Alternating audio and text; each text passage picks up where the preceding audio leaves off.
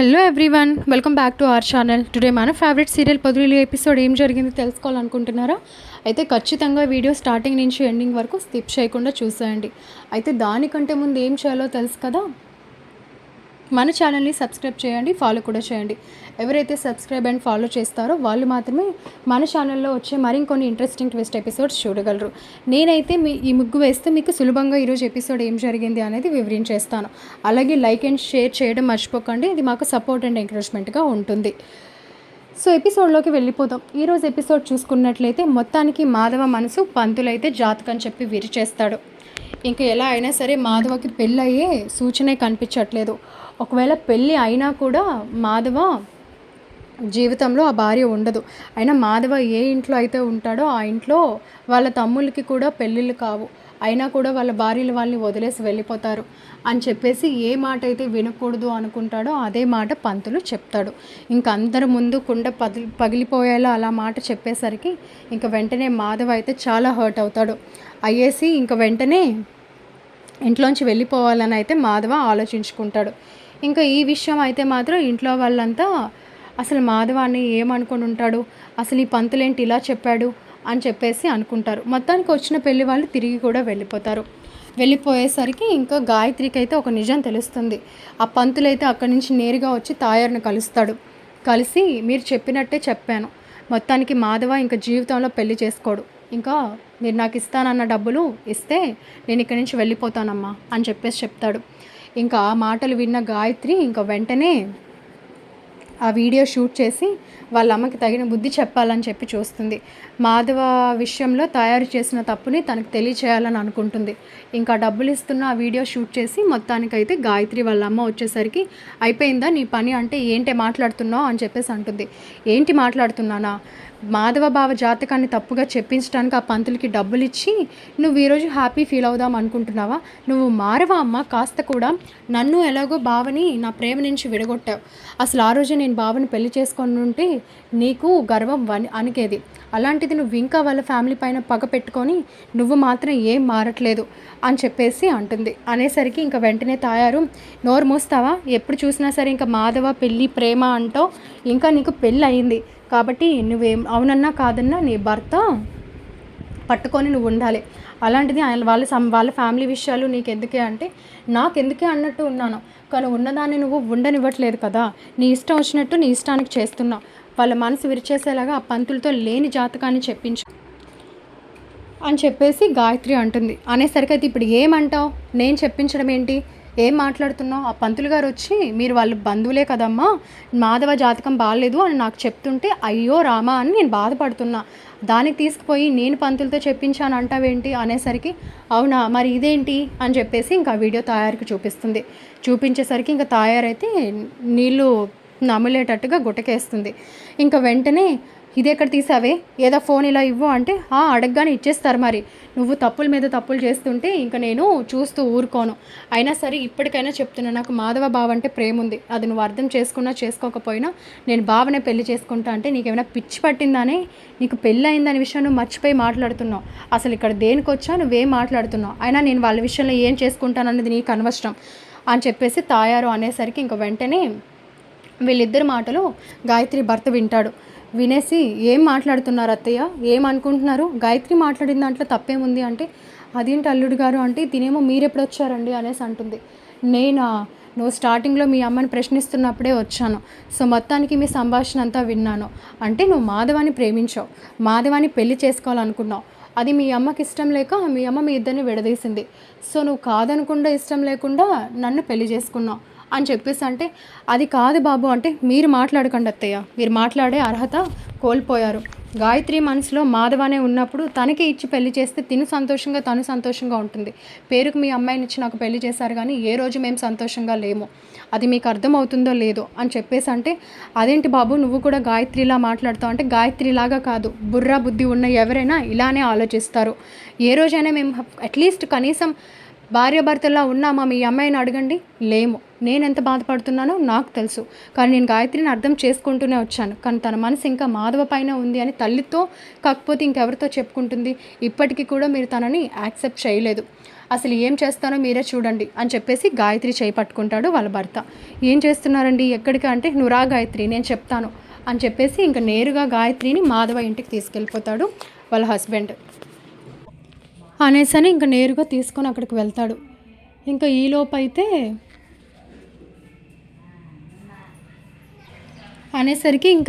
అయితే మాత్రం ఇంకా మాధవ ఫ్యామిలీ అందరితో గొడవ పెట్టుకొని మరి నేను ఎలా అయినా ఇక్కడి నుంచి వెళ్ళిపోతానని చెప్పేసి అంటాడు. అలా ఎలా వెళ్ళిపోతారు? ఇంకా మాధవ అంటూ ఉంటాడు, నేను ఇంట్లోంచి వెళ్ళిపోతాను, దయచేసి నన్ను ఆపకండి, మీ జీవితాలైనా బాగుపడతాయి, నాలాంటి వాడు ఇంట్లో ఉండకూడదు. ఇన్ని రోజులు మన ఇంటికి ఏ ఆడదిక్కు లేదు అనుకుంటే ఏమో అనుకున్నాను, దానికి కారణం నేను, నా జాతకమే, ఇంత నష్ట జాతకున్నానని నేను అనుకోలేదు, దయచేసి నన్ను అడ్డుపడద్దు, లేదంటే నేను ఇక్కడే చచ్చిపోతాను అని చెప్పేసి మాధవ అయితే అర్థం లేనట్టుగా మాట్లాడతాడు. ఇంకా చక్రి, మహాలక్ష్మి వీళ్ళంతా ఏం మాట్లాడుతున్నావు పెద్ది, అలా ఎలా అంటావు నువ్వు, అలా ఎలా ఇంట్లోంచి వెళ్ళిపోనిస్తాం నిన్ను, ఆ పంతులు ఏదో చెప్పాడని చెప్పేసి మీరు ఇలాంటి నిర్ణయం తీసుకుంటే ఎలాగా, అలా అయితే చక్రి గారికి పెళ్ళి అయ్యేదా అంటే, పెళ్ళంటే అయిందమ్మా, కానీ నిజంగానే ఆయన చెప్పినట్టు నువ్వు వదిలేసి వెళ్ళిపోవాలనుకుంటున్నావు కదా చక్రిని అని చెప్పేసి అనేసరికి మహా సైలెంట్ అయిపోతుంది. అదేంటన్నయ్య అలా అంటావు, ఆ పంతులు ఏదో పేలాడని చెప్పేసి నువ్వు ఇవన్నీ ఎగ్జాంపుల్స్గా తీసుకుంటే ఎలా అవుతుంది, నువ్వు ఎక్కడుంటే అక్కడే అన్నయ్య, అయినా నువ్వు ఇల్లుని ఇల్లులా చూసుకున్నావు కాబట్టే మేము ఇన్ని రోజులు ఇక్కడ సంతోషంగా ఉండగలిగాం, అలాంటిది నువ్వు లేని ఇంట్లో మేము ఎలా ఉంటాం అనుకున్నావు అని చెప్పేసి చక్రి అంటాడు. మీరు ఎన్నైనా చెప్పండి, ఇంకా దయచేసి నా నిర్ణయాన్ని గౌరవించండి, ఇన్ని సంవత్సరాలుగా ఇప్పటి నుంచి నేను మిమ్మల్ని ఏది అడగలేదు, ఈసారి నేను అడుగుతున్న దానికి మీరు అడ్డుపడద్దు, దయచేసి నన్ను వెళ్ళనివ్వండి అనేసరికి నారాయణ, నీకు పిచ్చి ఏమైనా పట్టిందేంట్రా, ఇంట్లోంచి వెళ్ళిపోతాను అంటున్నావు, అదేదో నన్ను చంపేసి ఇక్కడి నుంచి పోరా అంటే నువ్వు తాగిన మాటలు మాట్లాడుకున్నా, దయచేసి నన్ను వెళ్ళని అని చెప్పేసి ఇంక మాధవ పట్టుపట్టేస్తాడు.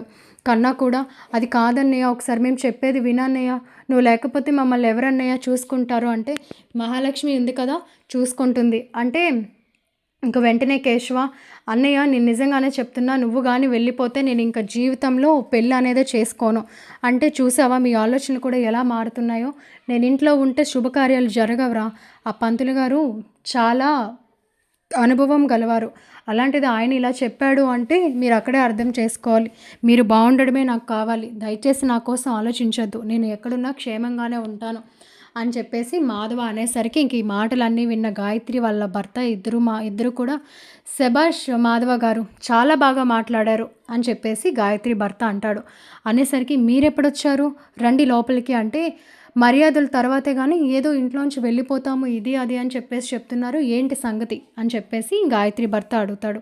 అడిగేసరికి ఇంక వీళ్ళంతా సైలెంట్ అయిపోయేసరికి నారాయణ అంటాడు, అది కాదు బాబు, ఆ పంతులు వచ్చి ఏదో చెప్పాడంట, వీడింట్లో ఉంటే పెళ్ళిళ్ళు కావు, పెళ్ళిళ్ళైనా భార్యలు వదిలేసి వెళ్ళిపోతారు, ఈయన నష్టజాతకుడు, ఈయన రాతలో పెళ్ళే లేదని, ఆ మాటలు పట్టుకొని నేనుంటే మీకు మంచి జరుగుదని పిచ్చోళ్ళ వెళ్ళిపోతున్నాడు, మీరైనా కాస్త చెప్పండి అనేసరికి గాయత్రి, నిజమా బావా మావయ్య చెప్పేది అంటే, మరేం చేయమంటావు గాయత్రి, ఉన్నది ఉన్నట్టుగా పంతులు గారు చెప్పినట్టు నా వల్ల వీళ్ళందరూ బాధపడటం నాకు ఇష్టం లేదు అనేసని మాధవ అనేసరికి, అయ్యో పిచ్చి బావా, నీకు విషయం తెలియక నువ్వు మాట్లాడుతున్నావు, ఇదంతా అమ్మ చేయించింది అని చెప్పేసి తాయారు నిజస్వరూపాన్ని బయట పెట్టేస్తుంది గాయత్రి.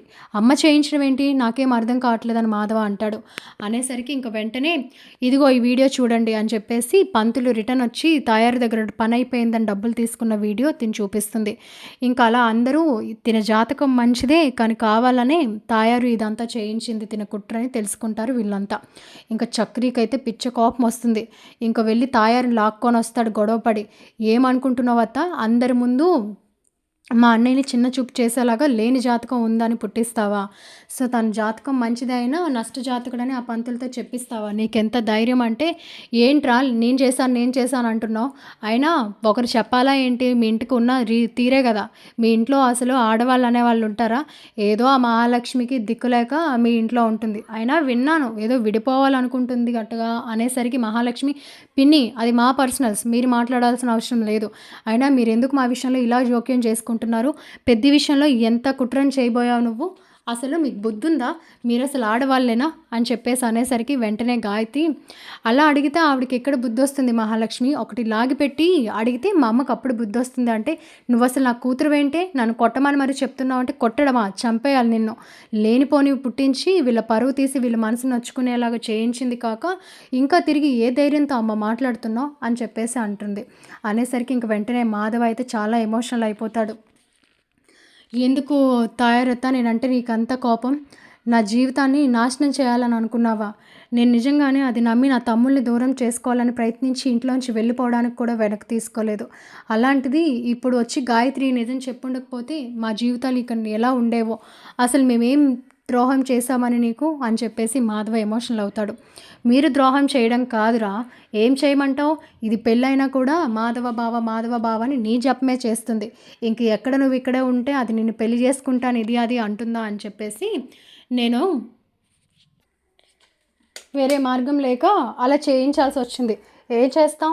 కూతుర్ని కన్నాను కానీ తను రాతని కనలేదు కదా.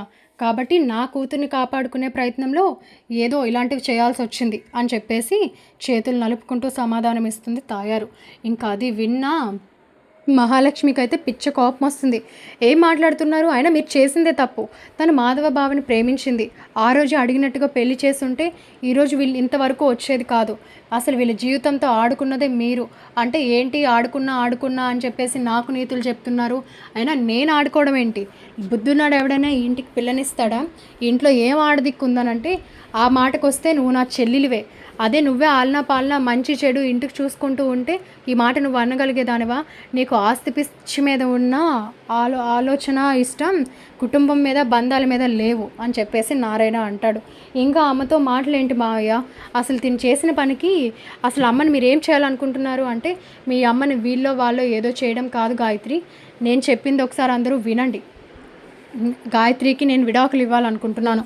గాయత్రి మనసులో మాధవ ఉన్నాడు అని తెలుసుకున్న మరుక్షణం నేను ఇంక ఈ నిర్ణయానికి వచ్చాను అనుకునేసరికి ఇంక వీళ్ళంతా షాక్ అయిపోతారు. గాయత్రి కూడా ఏం మాట్లాడుతున్నారండి అని అంటుంది. నిజమే గాయత్రి నేను చెప్పేది. నీ మనసులో మాధవ ఉన్నాడు అని తెలిసాక నేను ఎలాగో నీ విషయంలో భర్తగా ఉండగలుగుతాను. ఒకవేళ ఉన్న ఇద్దరం సంతోషంగా ఉన్నామా? ఏదో మీ అమ్మ పరువు ప్రఖ్యాత అందని చెప్పేసి మీ అమ్మ చెప్పిన మాటకి తల వంచి తాళి కట్టించుకున్నావు. ఏదో పేరుకి నా భార్య అయ్యావు కానీ ఏ రోజు మన మధ్య అన్యోన్యత లేదు. అలాంటప్పుడు అసలు వీళ్ళ పరువు తీయాలి, వీళ్ళని ఎంత బాధించాలని చూసిన మీ అమ్మ కోసం నువ్వైనా నేనైనా ఎందుకు ఆలోచించాలి? మనకంటూ న్యాయస్థానాలు ఉన్నాయి. అక్కడే వెళ్ళి సమాధానం వెతుక్కొని ఒకటి అవ్వచ్చు అని చెప్పేసి వాళ్ళ భర్త సమాధానం చెప్తాడు. మీరిద్దరూ ఒకటవ్వచ్చని మీరు చాలా సింపుల్గా చెప్పేస్తున్నారు. కాకపోతే నాకు గాయత్రి మీద ఎలాంటి అభిప్రాయం ఉందో తెలుసుకోవాలి కదా అని చెప్పేసి మాధవ అంటాడు. అనేసరికి మాధవ అలా అడిగేసరికి నేనేమి ఇప్పుడు మీతో పెళ్లి చేస్తానని అనలేదే, కానీ మీ అభిప్రాయం ఎందుకు అంటే మీకు కూడా గాయత్రి మీద ప్రేమ ఉంది. ఒకవేళ నేను గాయత్రికి విడాకులు ఇచ్చేస్తే ఖచ్చితంగా మీరు గాయత్రి జీవితంలోకి రావాలన్న విషయం మీ మనసుకు తెలుసు. అందుకే నేను ఏమీ అనకపోయినా కూడా మీ మనసు స్పందించింది. సో ఇదే మీ అందరికీ రుజువు. గాయత్రి పైన మాధవ గారికి ఇంకా ప్రేమ ఉంది. ఇంతకు మించి ఏం కావాలి? దయచేసి ఇప్పటికిప్పుడే గాయత్రి మెడలో తాళి కట్టేయండి అని చెప్పేసి గాయత్రి భర్త అడుగుతాడు. అనేసరికి ఇంకా నిర్ణయం విన్న తాయారు, ఏం మాట్లాడుతున్నావు? నువ్వెవరు అసలు నా కూతురికి పెళ్లి చేయడానికి? అయినా నీకేమైనా బుర్ర పనిచేస్తుందా? ఇక్కడ ఉన్న వాళ్ళు ఏమనుకుంటున్నారు? పెళ్ళైన దానికి మళ్ళీ పెళ్లి చేస్తారా అనేసానంటే, ఓహో పెళ్ళైన దానికి మళ్ళీ పెళ్లి చేస్తారా అని అంటున్నావు. మరి నీ కూతురికి పెళ్ళి అయిపోయింది కదా, మీరు ధైర్యంగా ఉండొచ్చు కదా. మాధవ జీవితంతో ఎందుకు ఆడుకోవాలని ప్రయత్నించారు అని చెప్పేసి గాయత్రి భర్త ప్రశ్నిస్తాడు. ఇంకా అలా ప్రశ్నించేసరికి చక్రి వెంటనే, బ్రదర్ నువ్వెవరో తెలియదు కానీ పాయింట్ టు పాయింట్ కరెక్ట్గా అడుగుతున్నావు. మనిషి అన్నవాళ్ళు ఎవరైనా ఉంటే అసలు వీటికి సమాధానం ఏం చెప్పాలో తెలియక ఎందులో పడి చావాలి. అలాంటిది మా అత్త అన్నీ వదిలేసుకుంది కదా. మా జీవితాలతో ఆడుకోవడం తప్పితే ఇంకా ఆవిడకి ఏం పని పాట లేనట్టుగా ఇంకా ఏం ఉండదు. కాబట్టి అడుగుతున్నాడు కదా నీ అల్లుడు సమాధానం చెప్పు అంటే, మీకు నేను సమాధానం చెప్పేదేంట్రా? అయినా ఇవన్నీ నాకు తెలీదు. నీకైనా బుర్రపోయిందా? నా కూతురికి విడాకులు ఇచ్చేసి ఈ మాధవతో పెళ్లి చేస్తానంటావేంటి? వెళ్ళి నీ పైన కేసేస్తాను అంటే వెంటనే వెయ్యండి. ఎలాగో ఇప్పుడు మీరు పంతులు గారికి డబ్బులు ఇచ్చి మాధవ విషయంలో చేయించిన క్రైమ్ ఉంది కదా, ఇది తీసుకొని వెళ్ళి నేను పోలీసులకు ఇస్తాను. మీరు వెళ్తారో నేను వెళ్తారో చూద్దాం. అని ఇది నా జీవితానికి సంబంధించిన విషయం. నేనే మీ అమ్మాయిని వద్దనుకుంటుంటే మీరు నా జీవితానికి ఎందుకు అడ్డుపడతారు? అయినా మేమిద్దరం మ్యూచువల్గా విడిపోవాలనుకుంటున్నాం. తాళి కడితేనే భర్త అనుకుంటే ఆ తాళి ఇప్పుడు నేను తీసేయగలను కూడా అనేసరికి ఇంక వెంటనే గాయత్రి వాళ్ళ ఆయన చూసి ఎమోషనల్ అవుతుంది. నా సొంత తల్లి కూడా నన్ను అర్థం చేసుకోలేదు. అలాంటిది నన్ను మా బావని కలపడానికి మీరు ఇంతలా ఆలోచిస్తారని నేను అనుకోలేదు అని చెప్పేసి అంటే, ఆలోచించేలాగా నువ్వే చేసావు గాయత్రి. ఎందుకు అంటే నీకు మీ బావ పైన ఉన్న ప్రేమ మరీ ఇంత మితిమీరిందని నాకు తెలీదు. ఏదో ప్రేమ అఫైర్స్ ఉంటాయి కానీ మారుతావని చెప్పి అనుకున్నాను. ఇప్పటికీ నువ్వు నీ కళ్ళల్లో మీ బావ పైన ప్రేమ కనిపిస్తుంది. మిమ్మల్ని విడదీశానన్న పాపం నాకెందుకు? అయినా నాకేం తక్కువ? ఇష్టం లేని నీతో నేను జీవితం పంచుకునే కంటే నిన్ను మీ బావని ఒకటి చేసి నా లైఫ్ నేను చూసుకోవడం నాకు కూడా బెనిఫిట్ కదా అని చెప్పేసి చాలా లాయల్గా ఉన్నట్టుగా మాట్లాడతాడు గాయత్రి భర్త. ఇంకా వీళ్ళందరి సంఘర్షణ చూసేసరికి ఇంక వెంటనే తాయారు గుండెలు బాదుకుంటూ, అమ్మో అందరూ కలిపి మొత్తానికి నా ఇంటికి ముప్పు తేయడానికి ప్రయత్నించారు, నా కూతురికి పెళ్లి చేయడానికి ప్రయత్నించారు, అసలు మిమ్మల్ని ఏం చేస్తానో చూడండి అని చెప్పేసి అనేసరికి, ఏం చేస్తావు నువ్వు, ఏం చేయగలవు? ఆ పిల్లడు చెప్పేది 100కి 100 పాళ్ళు నయం. పేరుకి నీ అల్లుడే అయినా సరే మా వైపు ఆలోచించి మాట్లాడాడు. అయినా మాధవ తను అడిగే దాంట్లో తప్పే ఉంది, గాయత్రి మెళ్ళలో పోయి తాళి కట్టరా అని చెప్పేసి నారాయణ అంటాడు. నీకేమైనా బుర్రపోయిందా ఏంటి నాన్న? గాయత్రి మెళ్ళలో నేను తాళి కట్టడం ఏంటి అంటే, అంతమందిలో తను నీ మీద ఇంకా ప్రేమ ఉంది, నీకోసమే తన జీవితాన్ని వదిలేసుకొని వాళ్ళ భర్తతో విడిపోవాలనుకుంటుంది అని తెలిసాక కూడా మీరు ఈ మాట ఎలా అడగలుగుతున్నారు పెద్ది అని చెప్పేసి మహాలక్ష్మి అంటుంది. అనేసరికి ఇంక వెంటనే చక్రి కూడా, కరెక్టే కదా అన్నయ్య, తాయారు అత్త చేసిన నిర్వాహకానికి తగిన బుద్ధి చెప్పాలంటే ఈరోజు నువ్వు గాయత్రిని మన ఇంటి మహాలక్ష్మిగా తీసుకురావడమే కరెక్ట్. అలాంటప్పుడు ఇంకా ఆవిడ మన జీవితాల్లో ఇన్వాల్వ్ అవ్వదు. తాను తీసుకున్న గొయ్యిలో తానే పడ్డట్టు ఏ పని అయితే జరగకూడదు అనుకుందో అదే పని చేస్తేనే కదా బుద్ధి వచ్చేది అని చెప్పేసి చక్రి అంటాడు. అనేసరికి మీరు ఎన్నైనా చెప్పండి, ఆ పని నేను చేయలేను. అయినా తన భార్య ప్రేమ కోసం తన భార్యనే వదులుకోననుకున్నా ఇతన్ని నేను ఎలాగా శిక్షించగలను? గాయత్రి ఈయనతో ఉండడమే కరెక్ట్ అని చెప్పేసి మాధవ అంటాడు. లేదు మీరు నా మీద అంత సింపతి చూపించాల్సిన అవసరం లేదు. నేను గాయత్రిని జస్ట్ ఫ్రెండ్ లానే చూశాను. తన మనసులో ఏ రోజైతే మీ మీద ఒపీనియన్ ఉందని నాకు తెలిసిందో అప్పటి నుంచి అనుకుంటున్నా ఇంకా గాయత్రితో మాట్లాడి నేనే డివోర్స్ ఇద్దాము అని చెప్పేసి. ఇంక ఈలోపు మీ ఫ్యామిలీ ఇష్యూస్లో మా అత్తయ్య నిజస్వరూపం ఏంటి అనేది నాకు తెలిసింది. సో ఇలాంటి వాళ్ళకి బుద్ధి చెప్పాలి అంటే ఇదే సరైన మార్గం అనిపించింది. అందుకే నేను ఈ నిర్ణయానికి వచ్చాను. కాబట్టి ఇందులో నా గొప్పతనం ఏం లేదు అని చెప్పేసి గాయత్రి భర్త అంటాడు. అనేసరికి ఇంకా వెంటనే మాధవ ఆలోచనలో పడతాడు. ఇంక వెంటనే తాయారుతో అంటాడు, అత్త నేనైతే నీకు ఒక మాట చెప్పగలను. ఈరోజు నువ్వు చేయించిన పనికి చిన్నప్పటి నుంచి కంటికి రెప్పలా కాచుకుంటున్న నా బిడ్డలు, వీళ్ళు పేర్లకు నాకు తమ్ముళ్ళే కావచ్చు, నా పిల్లలు లాంటి వాళ్ళు, ఇలాంటి వాళ్ళని కూడా వదిలేసి నేను వీళ్ళకి దూరం అయిపోవాలనుకున్నాను. అదృష్టవశాత్తు గాయత్రికి నువ్వు ఏం చేయబోయావో తెలిసింది కాబట్టి తను నిజాన్ని బయట పెట్టగలిగింది. లేదంటే ఈరోజు మా కుటుంబం చెల్లాచెదురు ముక్కలు అయిపోయేది. అయినా మేము నాశనం అయిపోతేనే నువ్వు సంతోషంగా ఉంటావంటే ఒక్క మాట చెప్పత్తా, మీకు దూరంగానే మేము ఉంటాం. మీతో ఏ రోజు మేము వైరం పెట్టుకోలేదే. అయినా గాయత్రి విషయంలో నీకు అంత పగేంటో నాకు అర్థం కాలేదు. ఆ రోజు కూడా నువ్వు నా కాళ్ళు పట్టుకొని గాయత్రిని వదిలేస్తానని అందరి సమక్షంలో చెప్పు, లేదు అంటే మాత్రం నేను ఇక్కడ తగులుబడి చచ్చిపోతానని అన్నావు కాబట్టి నీ పరువు, నీ ప్రాణం, నీ ప్రతిష్ట అని చెప్పి నా ప్రేమను ఆ రోజు వదులుకున్నాను. కానీ ఈరోజు నువ్వు కనీసం ఆ మంచితనం కూడా గుర్తించకుండా నన్నే బాధ పెట్టాలని చూసావు, నా కుటుంబ పరువును రోడ్డుకి ఈడ్చాలని చూసావు అనేసరికి వెంటనే చక్రి, అన్నయ్య నువ్వెంత చెప్పినా ఆవిడ చెవులకి ఎక్కదు. ఆవిడకి డబ్బు మదం ఎక్కువైపోయింది. ఆవిడకి మనుషుల కన్నా మనీయే కావాలి. అలాంటి ఆవిడతో నువ్వు ఇంకా ఇదంతా సంజేసి చెప్పడం కూడా వేస్ట్. ఇప్పుడు ఆలోచించాల్సింది గాయత్రిని నువ్వు పెళ్లి చేసుకోవాలా వద్దా అని చెప్పేసి, దానికోసం మాట్లాడన్నయ్య అనేసరికి ఇంక వెంటనే మాధవ, అది మాత్రం నేను చేయలేనురా అనేసరికి గాయత్రి భర్త మాత్రం ఎంత మాత్రాన ఒప్పుకోడు. సరే మీరు చేసుకుంటారో చేసుకోరో ఇది మీ ఇష్టం, కానీ గాయత్రిని అయితే ఇంకా నేను ఏలుకోను. గాయత్రికి అయితే నేను విడాకులు ఇచ్చేస్తున్నాను. తన మనసులో నువ్వు ఉన్నావని తెలిసాక కూడా తనని నా భారీగా నా పక్కన ఉంచాల్సిన అవసరం నాకు లేదని అనుకుంటున్నాను మాధవ. పెళ్లి చేసుకుంటే మీ మనసులో కూడా గాయత్రి ఉందని నాకు అర్థమైంది. ఇందాక నేను చెప్పకుండానే నా మనసులో గాయత్రి ఉందా లేదా అన్న మాట నువ్వు బయట పెట్టావు కాబట్టి ఇంకా అంతకు మించిన సాక్ష్యం ఇంకా ఏం కావాలి గాయత్రి విషయంలో. కాబట్టి అనవసరంగా ఇల్లు పేరు ప్రతిష్ట అనుకొని నీ మనసును నువ్వు మోసం చేసుకోకు. త్యాగం ఉండొచ్చు కానీ మనిషికి మరీ అతి త్యాగం అనేది పనికిరాదు. మా అత్తకు ఎలాగో అత్యాశ ఉంది కాబట్టి ఈరోజు కూతురి జీవితం ఇలా అవుతుంది. కానీ గాయత్రిని ఇన్ని రోజులు చూశాను, తను చాలా మంచిది, తను చాలా అర్థం చేసుకుంటుంది. నా విషయంలో తను చేస్తున్న దానికి ఎన్నిసార్లు రిగ్రెట్ ఫీల్ అయిందో నాకు తెలుసు. కానీ ఏం చేయను, తన మనసులో నువ్వే ఉన్నావు. ఇప్పటికైనా తన మనసు మారుంటే నేను తనతోనే ఉండేవాడిని. కానీ ఈవిడ చేసిన కుట్రకి గాయత్రి నీతో ఉండటమే కరెక్ట్ అని చెప్పేసి మొత్తానికి గాయత్రి భర్త అయితే మాధవ మనసు మార్చి ఇంకా అక్కడికక్కడే తాయారికి బుద్ధి చెప్పేలాగా గాయత్రి మాధవలకి అందరి సమక్షంలో పెళ్లి చేస్తారు. ఇంకా నారాయణ, చక్రి, కేశవ, కన్నా వీళ్ళంతా మాత్రం చాలా హ్యాపీ అవుతారు. గాయత్రి అయితే మాత్రం ఇంకా మాధవకి, బావా నేను చేసింది తప్పో రాంగో నాకు తెలీదు, పెళ్ళైనా నాకు నీ మీదే ఇష్టం ఉంది, కాబట్టి ఇంకా నువ్వే నా భర్తవని నేను ఫిక్స్ అయిపోయాను, కాబట్టి దయచేసి నువ్వు నన్ను కాదని అనుకుంటాను అని చెప్పి అన్న మాటతో మాధవ మనసు మార్చుకొని అందరి సమక్షంలో గాయత్రి మెడలో అయితే తాళి కడతాడు. ఇంకా అది చూసి ఏమీ చేయలేని తాయారైతే షాక్ అవుతుంది. తాను తీసుకున్న గొయ్యిలో తానే పడ్డట్టు మొత్తానికి తన అల్లుడి చేతుల మీదగానే గాయత్రి మాధవల పెళ్ళి జరిగేలాగా తయారు చేసుకుంటుంది. తయారు అయితే అనుకున్నది ఒకటి ఆయనది ఒకటి అన్నట్టుగా తలబట్టుకొని ఇంకా తన బాధను ఎవరికి చెప్పుకుంటుంది. ఇంకా అలాగూ తన కళ్ళ ముందే తన కూతురు పెళ్లి మాధవతో జరుగుతుంది. మొత్తానికి ఏదైనా మాధవ జాతకం మంచిది, అది తయారే చేయించిందన్న కుట్ర అయితే గాయత్రి బయటపెట్టి తన ప్రేమను నిలబెట్టుకొని తన బావతో ఒకటవుతుంది గాయత్రి. ఇలా మొత్తానికి అందరి సమక్షంలో గాయత్రి భర్త మాధవతో పెళ్లి చేస్తాడు. ఇంకా అందరూ అయితే హ్యాపీగా ఉంటారు. తయారు అయితే షాక్లో బాధలో ఉంటుంది. ఇది జరిగిన విషయం. సో మరికొన్ని ఇంట్రెస్టింగ్ ట్విస్ట్ ఎపిసోడ్స్ తెలుసుకోవాలి అనుకుంటే ఖచ్చితంగా మన ఛానల్ని ఫాలో చేయండి, సబ్స్క్రైబ్ చేయండి. అలాగే పైన కనిపిస్తున్న బెల్ ఐకాన్పై ఆల్ ట్యాప్ చేస్తే మేము పోస్ట్ చేసే ప్రతి వీడియో మీకు నోటిఫికేషన్ ద్వారా వస్తుంది. సో మీరు ఈజీగా చూడొచ్చు. కాబట్టి keep watching our channel and please subscribe. అలాగే మీ లైక్ అండ్ షేర్ మాకు ఎంతో సపోర్ట్ అండ్ ఎంకరేజ్మెంట్ ఇస్తుంది. కాబట్టి ఖచ్చితంగా మమ్మల్ని సపోర్ట్ చేయండి. కమెంట్లో నా ముగ్గు ఎలా ఉందో చెప్పేయండి friends. Thank you so much. Keep watching our channel and subscribe. Thank you.